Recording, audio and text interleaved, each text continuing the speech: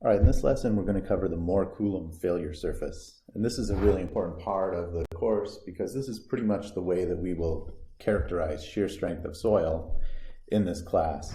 I'll mention up front, there are other models for characterizing the strength of soil. Mohr-Coulomb is not the only game in town, but it is the most basic and simplest one. And so we'll stick with this for quantifying shear strength. Okay, the Mohr-Coulomb failure surface is shown here, where you have, these blue lines are the failure surface, and I need to label here C prime. So we have some cohesion. C prime is the intercept of the failure surface with the y-axis, and it's the cohesion. So that's the cementation of the particles, and then the friction angle is phi prime. So we just have two lines here in tau sigma prime space. If we write out an equation for these lines, we would have this yield surface equation here. Tau is the shear stress, however much shear stress is mobilized at a current instant in time for a stress condition. And then we're going to subtract the shear strength, which is defined as C prime plus sigma prime tangent of phi prime. And generally we'll use a lowercase s for shear strength. That looks kind of like an uppercase S. Let me rewrite it so that it's clear that it's lowercase. Whoops. There we go. And all we need to know are two material constants, right? C prime and phi prime. And then we need to know a sigma prime value corresponding to whatever stress condition we're looking at. And once we know those three things, we can come up here and figure out the point on that yield surface. Now, an important thing about yield surfaces is that the shear stress can never be bigger than the shear strength, right? That would be impossible. The material only has a certain amount of strength. So what that means graphically is that the Mohr circle must be contained within or be tangent to the failure surface or the yield surface. It cannot go beyond it. The circle can't grow beyond the yield surface. So here's an example, right? We have this little circle right there. This one is not yielding. It's not touching the yield surface, right? It's not tangent to it. It would have to grow and go like that to be tangent to the yield surface. So that means we're in the elastic range for the Mohr-Coulomb model. This one is yielding, right? Now we have this green circle and it's perfectly tangent to the yield surface. It can't grow anymore, right? The soil can undergo shear strain and deform a lot, but it's not going to take any more stress. So we're at yield right there. And then this circle right here is impossible. All right, this is not a permissible stress state because that would imply that the shear stress is bigger than the strength, which is not possible. Okay, now I'll make a little side note here. This is kind of more an advanced topic, but I just want to mention it so that you're aware of it. And that is that in some advanced computer codes, things like finite element models or finite difference models, where we construct very complicated stress strain models for soil, the yield surfaces can sometimes evolve.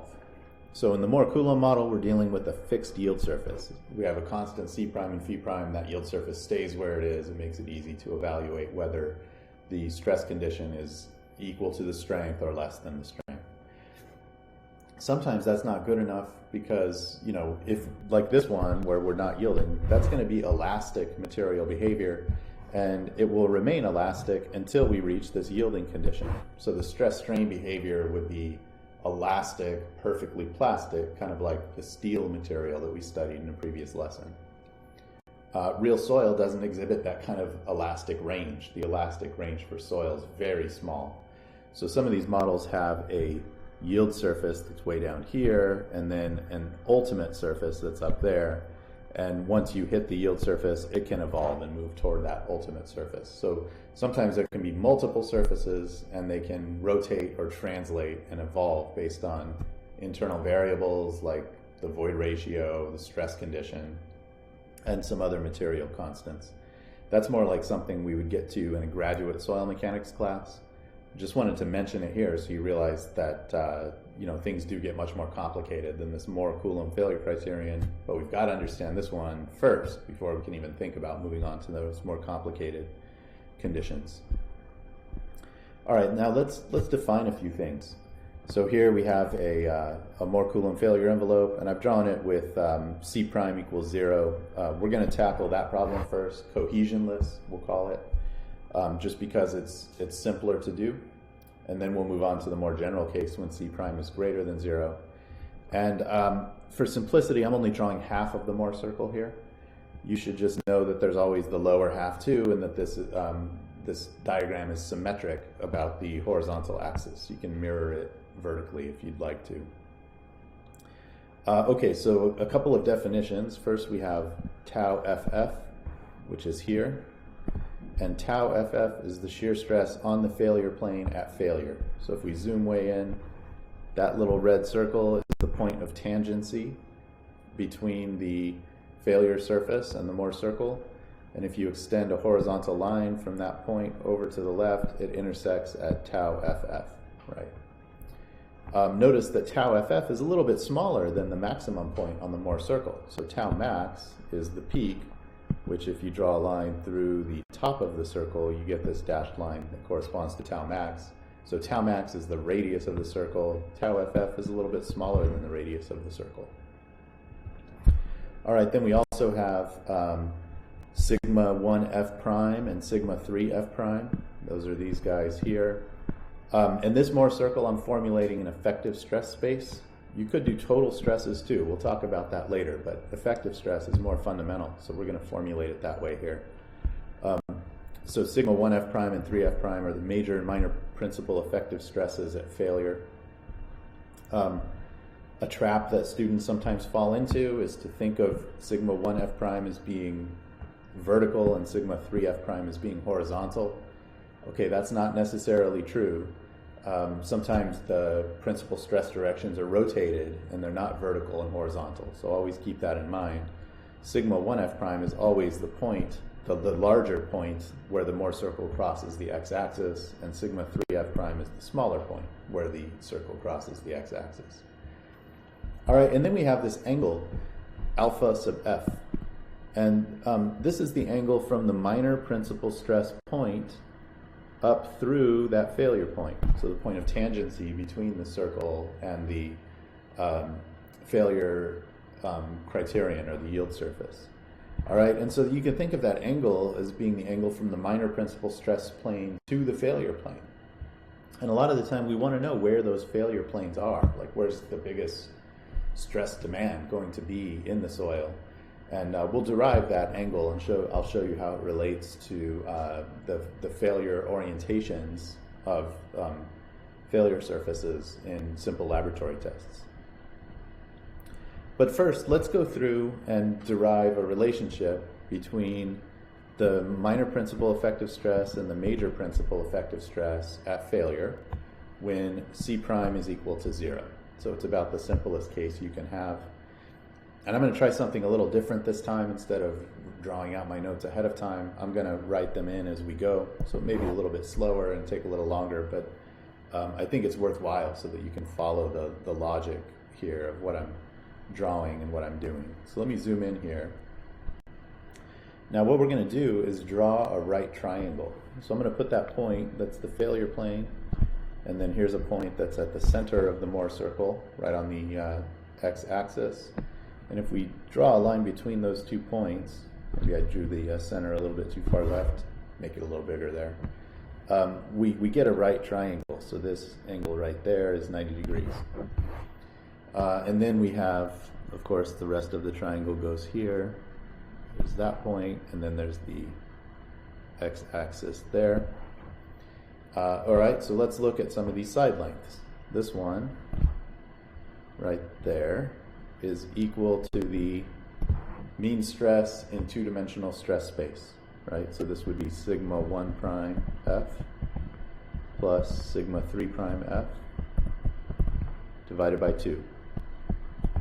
And let me label a couple of other things here. We have, here's the friction angle phi prime. We'll use that in a minute. Then we have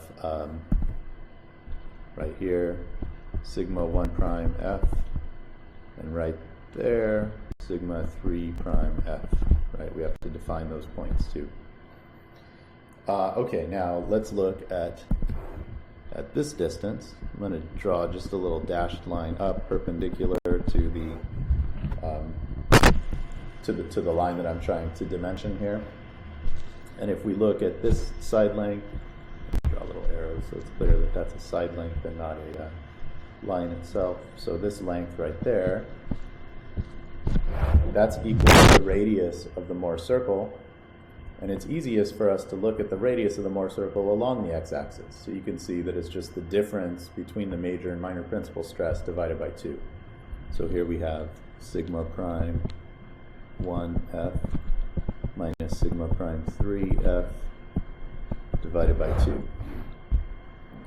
All right, now if we look at that triangle, we have, let me draw it a little bit bigger over here. Here we go. So I'm going to draw the triangle and only label the things that we really need to make it simpler. Here's the right angle, sigma 1 prime f minus sigma 3 prime f over 2, sigma 1 prime f plus sigma 3 prime f over 2, and then this angle is phi prime. Okay, so what we want to do is solve for this length, that's the remaining length right there. Well, actually, we can just write a trig expression to relate this side length to that side length, which is how we'll proceed.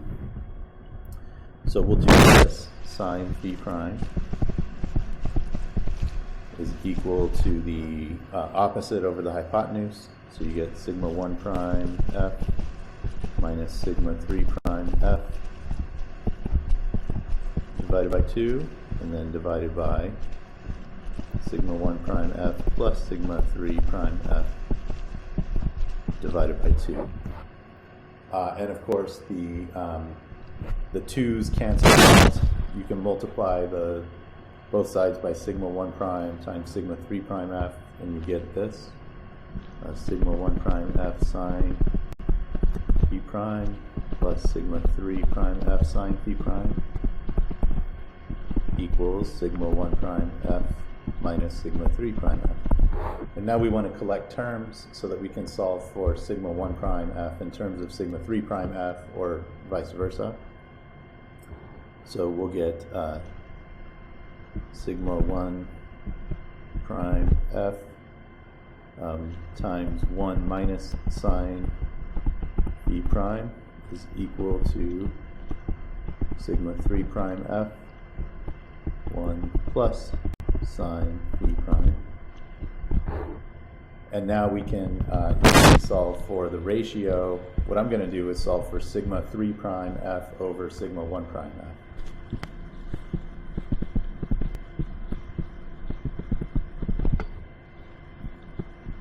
And that's going to be equal to 1 minus sine phi prime divided by 1 plus sine phi prime.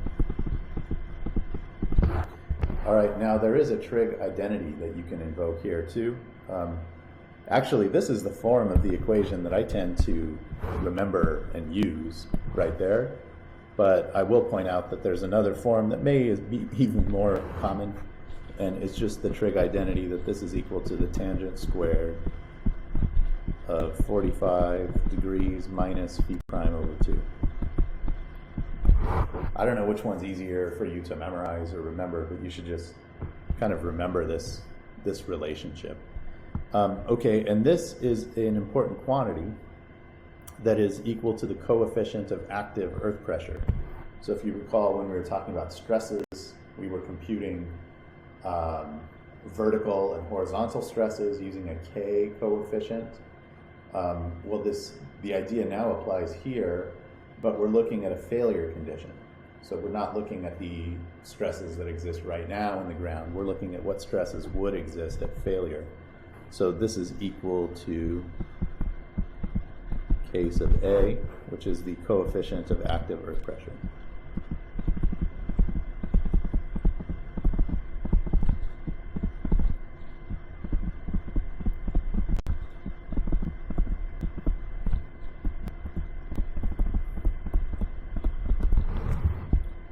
All right, now let me talk about this coefficient of active earth pressure a little bit, because it's a really important concept. And let's just use an example to motivate why this is important. I'm going to insert a new page here. All right, so let's say that we have to design a retaining wall. There's a wall. There's some grade separation, which means that the soil surface might be up here on one side and down here on the other side. So that's the definition of a retaining wall. It's a wall that holds back soil. Some people call retaining walls those walls that are along the side of the freeway. Like if you're driving down the 405, you see that big wall. That's a sound wall. There's not soil on the other side of it. There's air on both sides. That's not a retaining wall. A retaining wall has soil on one side and air on the other side. Common for building basements, for roadway cuts. The retaining walls are really kind of all over the place here. And what we need to design the retaining wall for is to support the earth pressure that's being exerted by the soil on one side of the wall that's not balanced by soil on the other side of the wall. Okay, and retaining walls can fail in a number of ways. They can slide, they can overturn, they can just settle too much, they can deform too much. But an important part is characterizing how big this pressure distribution is when the soil's failing. All right, so it's at a state of active earth pressure and at failure, right? So if you want to know the factor of safety against failure, you have to figure out how much pressure you need to put on the soil to prevent it from failing or just hold it right at failure, and then you need to design the wall for something more than that to give you some factor of safety. So let's assume that we have a frictionless wall here.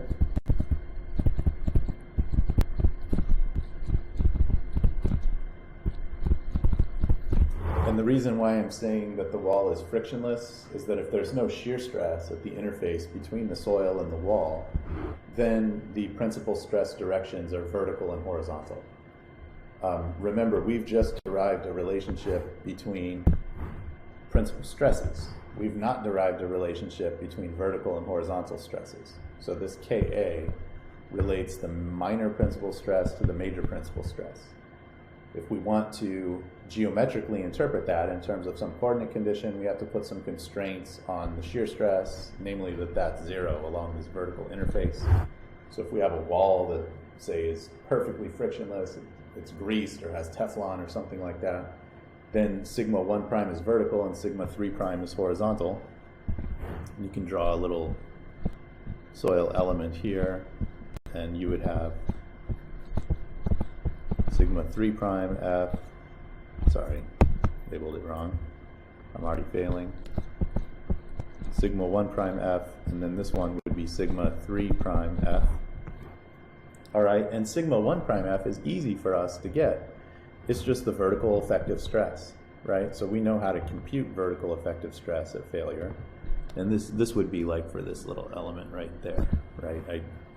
I couldn't draw it, I couldn't sketch it in there, but let's just make it clear that that element would go right there.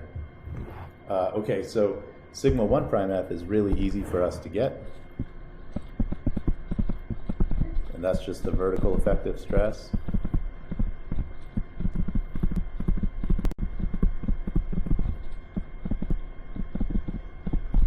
And once we know sigma 1 prime F, we can compute sigma 3 prime F using this equation that we've just derived.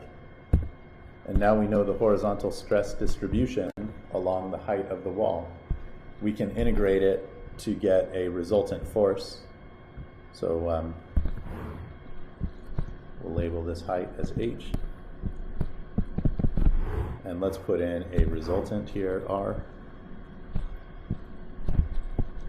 And the resultant, since this is a triangular distribution, acts at 1/3 of the height of the wall. So then we would have down here, sigma 3 prime F is equal to Ka sigma 1 prime F, which is equal to basically Ka times gamma times Z, if we assume that there's no groundwater. The groundwater has to be deep. Usually we try and prevent groundwater from building up behind retaining walls, so it's a fair assumption. And now if we want to integrate this from 0 to h, we can compute R, right, which is that resultant force which you have to design for. So R is equal to the integral 0 to h of sigma 3 prime f dz, and that comes out to be gamma h squared over 2 times Ka. Right, so we've now figured out a way to solve for that horizontal force resultant acting on the retaining wall. So I wanted to give you just a physical example for why this coefficient for active earth pressure is important and kind of physically what it means, right? Now mathematically we've derived it. We know where it came from. This is the Mohr circle that we've looked at, and we've gone through the mathematical exercise of deriving an equation to express it. But in my experience, it's easier to remember equations and understand what they mean if you can put them in a physical context. So I just wanted to give you this retaining wall example as kind of a physical description of why this particular earth pressure is important.